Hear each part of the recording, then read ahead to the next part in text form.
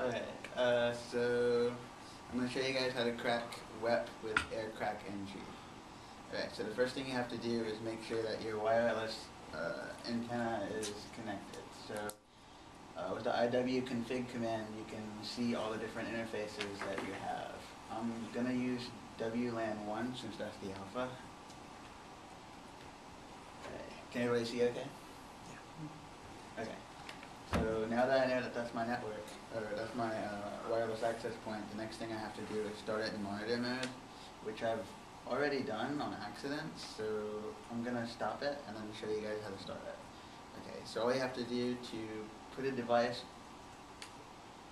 in and out of monitor mode is just use the Airomon NG command, and then I'm going to stop it, and then that's the name of the interface that I'm stopping. Alright, so let's do this from the beginning.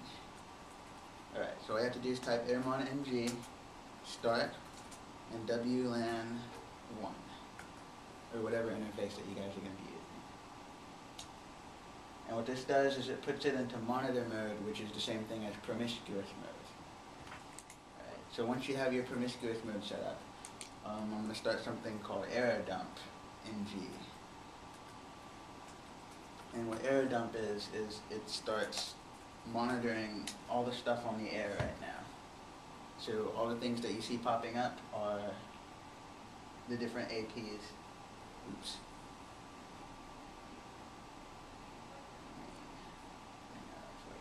Alright, so down here you have APs, and down here you have people's devices. All of these devices are sending out requests to different access points that are in the air. So you can see that we have important stuff like their MAC addresses, also known as BSSID, and you also have their channel numbers, which are very important. So once you found your target, which you can see here is WEP, is this test network. So all you have to do is copy that MAC address that belongs to that. I'm going to move this over here to my screen because it's really difficult to do this. Right, so all I'm going to do is I'm going to copy the MAC address that belongs to the network that I'm going to attack, and bring this back. And now that's copied, I'm going to do a better Aerodump. This one will let me focus in more on the target network that I want to crack. So what I'm going to do is I'm going to paste this MAC address for the network that I want to attack. And then the next thing I want to do is I want to look at a channel that I actually forgot to take a look at. But you need to know the channel for the network that you're about to crack. And actually I'm going to have to go back and Aerodump again to find it. So on WEP you see, so on WEP you see we have channel 2. So for that command that I was starting to run earlier, we're going to use channel 2. So Aerodump NG, ID, paste. While he's typing this in here, keep in mind that your device that you have in your pocket just came up on the bottom screen right there if you have your Wi-Fi turned on. So if you don't believe, then we can put that back up here in a second. Pull it out and bring up your MAC address. We'll show you that your MAC address came up there on the bottom. Actually, I probably better do that now since I'm probably not going to go back to it. Or maybe like later after the... Yeah. Okay, cool. Alright, so the next thing I want to do is I want to take all the traffic that I'm monitoring from that Wi-Fi access point, and I'm going to put it in a file called crack, and it makes a PCAP file for me of all the traffic that it's capturing. So your access point is, or your target access point is passively sending out beacons saying, hey look, I'm an AP, connect to me. So what I'm going to do is I'm going to put that on a PCAP file so that way I can use it later to try to crack it. And then I just need to make sure I specify what interface I'm going to be using, which is now the monitor interface instead of WLAN 1. Alright, so now all we have to do really is we have to wait for a base station or somebody's phone to connect to the test network before we can actually get an important piece of information. So I'm going to use my phone and I'm going to connect to the test network, and that's my MAC address up there for my phone. So what I'm going to do now is I'm going to have to copy this guy because I'm actually going to spoof him. So let me bring him back for a sec. And so, while he's getting that MAC address, the more beacons that you can get from people connecting to the web, the more initialization vectors that you get, the IVs you hear people say, and from that, what you can do is you can use those IVs and get the password using this tool right here, which is kind of neat. Mm-hmm. Now this guy is really interesting. Air Replay lets you do different interesting things to a network. Right now I'm using the -3 switch, and the -3 switch tells it to do ARP replays, which means it'll pick up when my phone decides to send or get an ARP request, or get an ARP request back from the AP, and then it'll just replay it over and over and over to generate traffic much faster for Aerodump, which is still capturing the traffic. Alright, so next thing is the B is for the BSS ID again, but it's time for the target. So I'm going to paste the MAC address for the target, and -H lets me spoof a device, which I'm going to use my cell phone. Alright, paste that.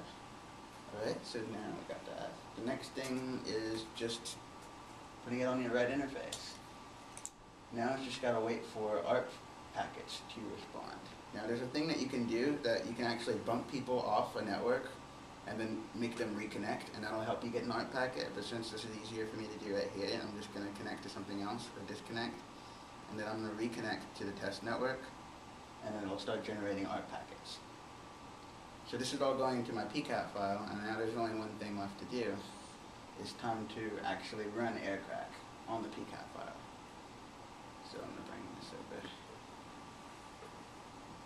There you go.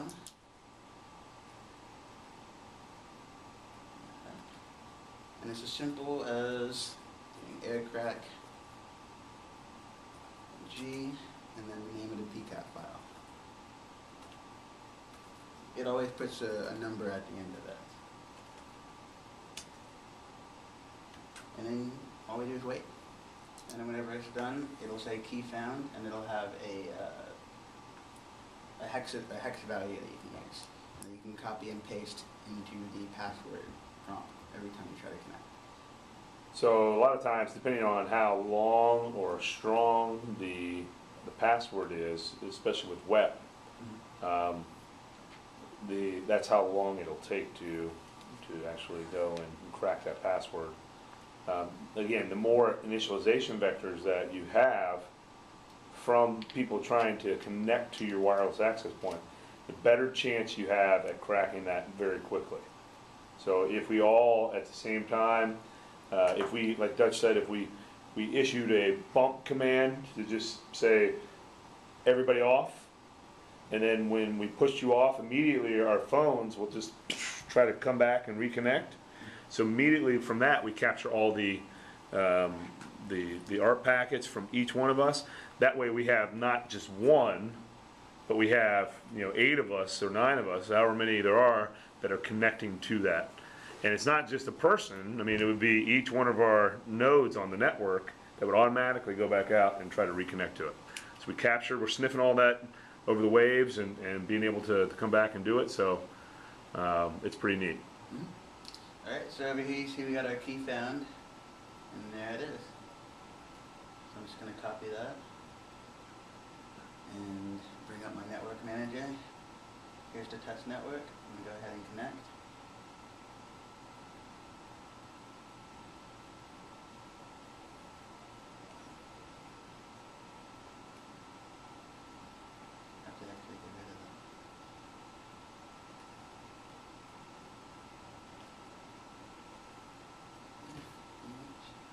Okay, go ahead and connect.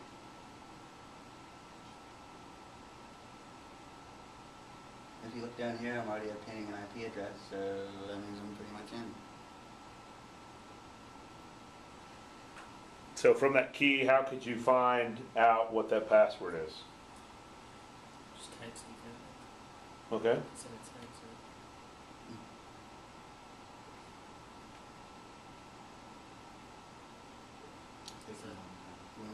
show them the air dump again with all the devices? Yeah, let's go ahead and show them the air dump.